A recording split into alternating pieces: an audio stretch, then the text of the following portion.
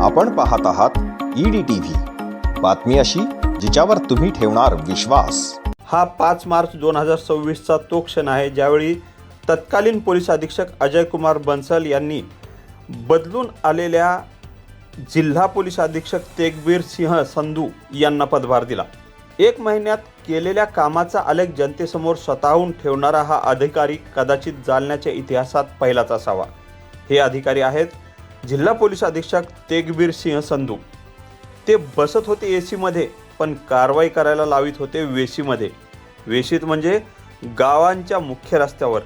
पाहुयात दिनांक 23 मे ते 22 जून दरम्यान त्यांनी केलेल्या कामगिरीचा हा आढावा। जुगाराचे 66 गुन्हे दाखल झाले, त्यामध्ये 6,67,185 रुपयांचा मुद्देमाल जप्त केला।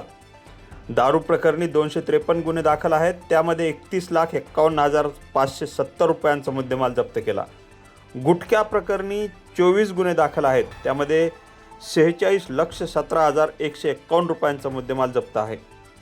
नार्कोटिक ड्रग्स 9 गुन्हे दाखल आहेत आणि 5,56,150 रुपयांचा मुद्देमाल जप्त आहे।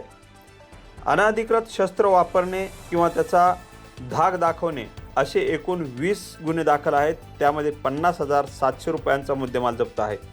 वाळू तस्करी 34 गुन्हे दाखल आहेत आणि तब्बल 8,81,47,300 रुपयांचा मुद्देमाल जप्त आहे। EC ॲक्ट म्हणजे शासकीय कार्यालयातील कागदपत्रांचे गहाळ होणे असे 2 गुन्हे दाखल आहेत, त्यामध्ये 26,950 रुपयांचा मुद्देमाल जप्त आहे। त्याचप्रमाणे तंबाखूजन्य पदार्थांसंदर्भात 59 गुन्हे दाखल आहेत, त्यामध्ये 11,800 रुपयांचा मुद्देमाल जप्त आहे।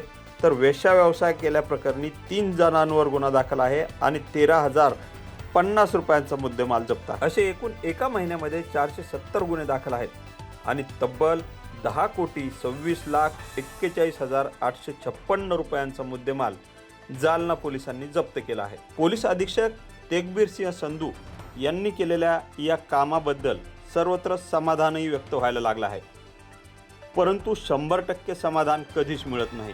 त्या अनुषंगाने आजही अनेक नागरिकांच्या तक्रारी आहेत आणि त्याचं समाधान करण्याचा प्रयत्न देखील तेगबीर सिंह संधू करतील अशी अपेक्षा बाळगूयात। Dilip Pohnerkar, EDTV news, Jalna.